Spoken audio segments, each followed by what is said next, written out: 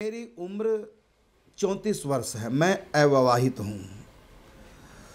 कुल देवता होने के कारण गोरक्षनाथ महाराज की सेवा व जाप करता हूँ। अभी गुरु दीक्षा नहीं ली है। आपने बताया कि आप सभी प्रकार की दीक्षा जानते हैं। मैं आपसे नाथ संप्रदाय की दीक्षा लेना चाहता हूँ।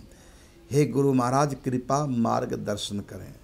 देखिए, रूल तो यही है, यद्यपि हम सब संप्रदायों की दीक्षा को जानते हैं और सभी संत जानते हैं, मंत्र सबको पता होते हैं, लेकिन नियम तो यही है कि हम वही दीक्षा आपको दे सकते हैं जो हमारे गुरु से हमको प्राप्त हुई। जानते हैं हम सब गुरुओं की दीक्षा, हम तो राधा स्वामियों की भी दीक्षा जानते हैं, निरंकारियों की जानते हैं, आर्य समाजों की जानते हैं, सब की जानते हैं, लेकिन हम वही दीक्षा आपको देंगे जो हमारे गुरु से और हमारी परंपरा में जो चलती आ रही है। हम दूसरे की परंपरा की दीक्षा नहीं दे सकते। देने को तो दे देंगे, लेकिन ये अनाधिकार चेष्टा होगी, भले हम जानते हैं।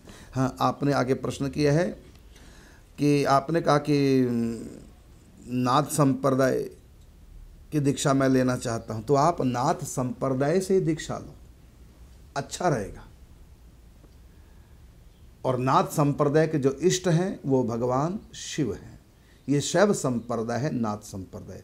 यदि आपके इष्ट शिव हैं तो आप शैव संप्रदाय की एक शाखा है, मतलब है संप्रदाय नाथ संप्रदाय, आप वहाँ से दीक्षा लो। हाँ, इतना मैं अवश्य कहना चाहूँगा कि आप जाप करते हैं तो नाथ संप्रदाय में नाम जप तो हम बता ही सकते हैं, दीक्षा नहीं मैं बताऊँगा, लेकिन नाम जप तो हम बता ही सकते हैं। नाम नाथ संप्रदाय में जो हमारे अपने भी कितने संत, हमारे मित्र संत हैं, तो नाथ संप्रदाय में जो नाम जपा जाता हर समय वो शिव गोरक्ष, शिव गोरक्ष, शिव गोरक्ष, शिव गोरक्ष, ये नाम हर समय जपा जाता है। तो आप दिन रात यही नाम जप कर कीजिए, शिव गोरक्ष, शिव गोरक्ष।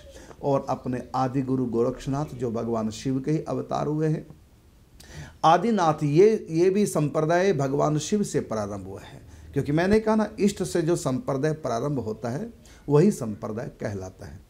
तो आदिनाथ हुए हैं भगवान शिव, और आदिनाथ से दीक्षा मिली, क्योंकि भगवान शिव का एक नाम नाथ है, भोलेनाथ।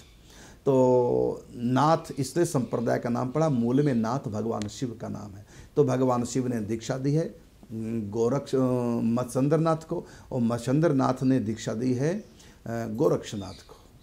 तो आगे ये परंपरा, बल्कि गोरक्षनाथ की एक आगे परंपरा भी है, उसमें कृष्ण भक्ति का परिचय हुआ। गोरक्षनाथ के जो शिष्य हुए हैं वो गैनीनाथ हुए हैं, और गैनीनाथ ने दीक्षा दी है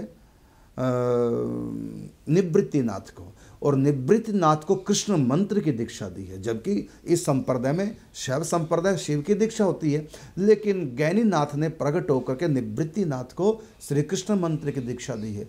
और निवृत्तिनाथ ने ज्ञानेश्वर को, सोपान देव को, मुक्ताबाई को, सबको श्री कृष्ण मंत्र की दीक्षा दी है। और एक बात, तैरणा नदी से प्रकट होकर के गोरक्षनाथ ने श्री कृष्ण मंत्र की दीक्षा दी है गोरा जी को। महाराष्ट्र में हम उनकी समाधि पे गए, बल्कि इस समय गोरा कुमार की ही शूटिंग चल रही है। चरित्र हम जो भक्तमाला अंतर्गत हमने इस समय जो चल रहा है, गोरा कुमार का चरित्र शूट हो रहा है, शूटिंग चल रही है 108 कुटिया बरसाना में। तो उसमें हमने दिखाया कि गोरक्षनाथ ने तैरणा नदी में प्रकट होकर के गोरा कुमार को दीक्षा दिया कृष्ण मंत्र की, और फिर ऐसे विट्ठलनाथ कृष्ण की भक्ति में लगे, हर समय विट्ठल विट्ठल विट्ठल जप करते थे, और राम कृष्ण हरि का कीर्तन करते, विट्ठलनाथ का कीर्तन करते। और जो कृष्ण मंत्र की दीक्षा गोरक्षनाथ से मिली तो वो अपना जाप करते। तो मैंने देखा महाराष्ट्र में विशेष करके वारकरी जो संप्रदाय है वो गोरक्षनाथ से आगे फला फूला है। इधर गैनीनाथ, गोरक्षनाथ के शिष्य गैनीनाथ हुए। तो मैंने देखा कि शैव संप्रदाय अंतर्गत गोरक्षनाथ जी हैं, गैनीनाथ जी आदि आदि, तो इन्होंने आगे अपने शिष्यों को कृष्ण मंत्र की दीक्षा दी। ये भगवान शिव से प्रेरित होकर के, भगवान शिव की आज्ञा से ही गोरक्षनाथ ने उनको वैष्णव बनाया, और गैनीनाथ ने भी वैष्णव दीक्षा दी है।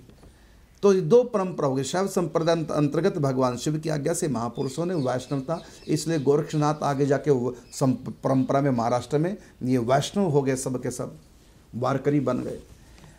तो ऐसा भी होता है तो आपको मैंने कहा कि आप हर समय नाम जप कर सकते हैं। शिव गोरक्ष गोरक्षनाथ संप्रदाय के इष्ट भगवान शिव हैं। हाँ, यदि आपके राधा कृष्ण इष्ट हैं, राधा कृष्ण में आपकी प्रीति है, तब हम आपको दीक्षा दे सकते हैं।